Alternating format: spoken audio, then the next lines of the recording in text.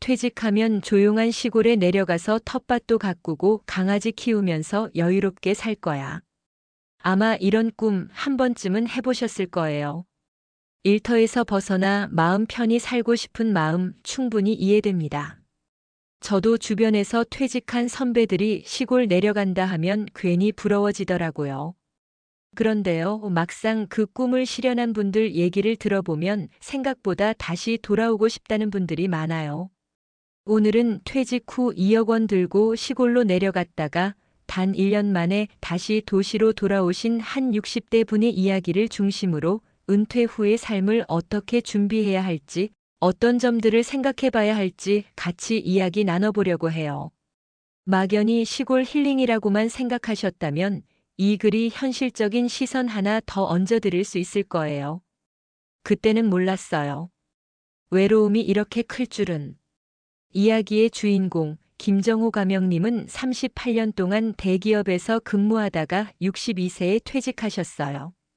퇴직금과 약간의 저축, 총 2억 정도 되는 자금이 있었고 서울 외곽의 집을 정리해 충남 공주 근처 시골 마을에 작은 주택을 마련하셨죠. 텃밭도 있고 근처에는 작은 산책길도 있고 마을 주민들도 순박했어요. 초반엔 야, 이게 진짜 자유지 하면서 웃으셨다는데 2달이 지나면서 서서히 외로움이 시작됐대요. 서울에 있을 땐 친구들 만나서 당구도 치고 저녁에 소주 한잔하며 푸념도 하고 그랬거든요. 여긴 그게 안 돼요. 만날 사람도 없고 차 없으면 병원 가기도 어려워요. 무엇보다 할 일이 없으니까 하루가 너무 안 가요. 1년 만에 결국 다시 서울 근교 아파트 전세로 돌아오셨고 지금은 재택 알바도 하시면서 삶의 리듬을 다시 찾으셨어요. 은퇴 후 시골 생활 현실적인 3가지 변수. 많은 분들이 시골로의 이주를 로망처럼 그리지만 실제로는 3가지 큰 변수가 우리를 생각보다 힘들게 만듭니다. 1. 사회적 연결망의 붕괴. 우리가 평소에 잘 못 느끼지만 직장과 도시 생활은 우리의 인간관계를 지탱해주는 중요한 장치입니다. 시골에선 그 연결망이 뚝 끊어져요. 사례 65세의 전북 고창으로 이사간 박순애님은 서울에서는 자주 모이던 교회 지인들이 있었는데 시골 내려오고 나선 단 한 명도 연락이 없다고 하셨어요. 외로움이 심해져서 다시 서울 딸집 근처로 이사하셨죠. TV랑만 대화하다가 우울증 올 뻔했다고 하시더라고요. 2. 의료생활 인프라 부족. 나이 들수록 건강이 가장 중요하잖아요. 그런데 시골은 응급 상황 대처가 어렵고 정기적인 병원 진료도 번거롭습니다.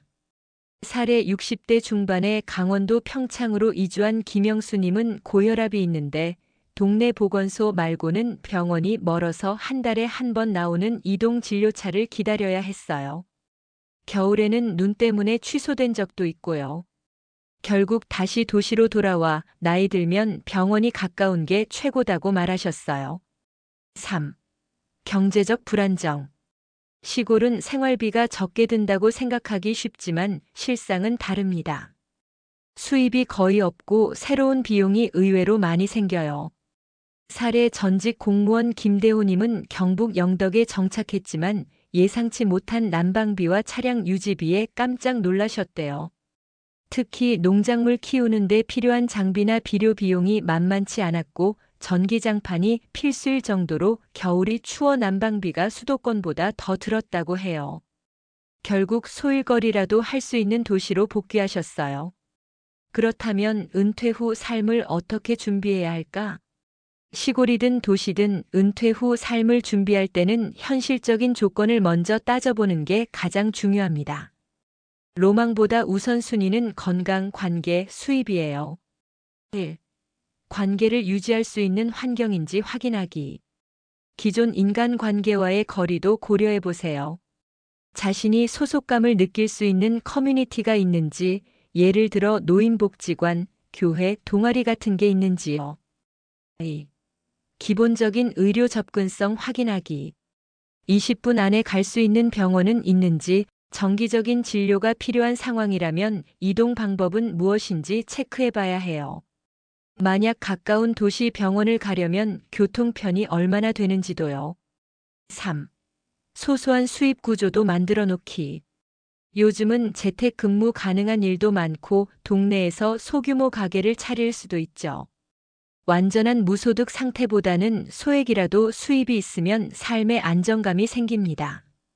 국민연금, 개인연금, 부동산 수익 등도 사전에 점검해 두면 좋아요. 결론, 은퇴는 탈출이 아니라 전환이다. 많은 분들이 은퇴를 해방이라고 여깁니다. 물론 맞는 말이에요. 하지만 그건 계획이 있을 때 가능한 해방이에요. 막연히 퇴직금으로 도망치듯 어디론가 이주하면 금방 다시 현실에 부딪히게 됩니다. 은퇴 후 삶은 일 안 해도 괜찮은 삶을 넘어 일하지 않아도 의미 있는 삶이 되어야 진짜 자유로워질 수 있어요.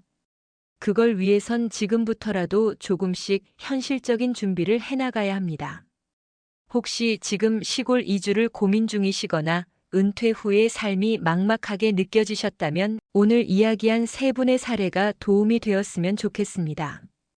나만 그런 게 아니구나, 조금만 더 생각해보자라는 마음만 생겨도 이미 현명한 준비의 시작이에요.